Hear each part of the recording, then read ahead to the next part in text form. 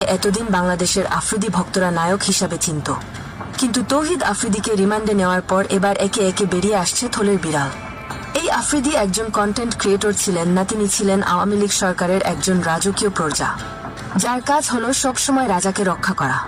তার ব্যতিক্রম করেননি এই আফ্রিদি। এই তৌহিদ উদ্দিন আফ্রিদি শেখ হাসিনার পাওয়ার পেয়ে নিজেকে সব সময় প্রধানমন্ত্রীর নাতিপুতি মনে করে হেডম দেখিয়ে সব জায়গায় চলতেন। এই আফ্রিদিকে আওয়ামী লীগ সরকার থাকাকালীন কেউ কিছুই করতে পারেনি, আর পারত ও না, কেননা কিছু হলেই তার ছিল হাউন আঙ্কেল। এই হাউন আঙ্কেলের সুবিধা নিয়ে তিনি নিজেকে অনেক বড় মাপের সেলিব্রিটি মনে করতেন এই তৌহিদ উদ্দিন আফ্রিদি। সূত্র ধরে জানা যায়, এই আফ্রিদি সাবেক ডিবি প্রধানের সাহায্য সহযোগিতায় সুন্দর মেয়েদেরকে টার্গেট করে বিদেশে সাপ্লাই দিত, এমন অভিযোগ আছে এই আফ্রিদির বিরুদ্ধে।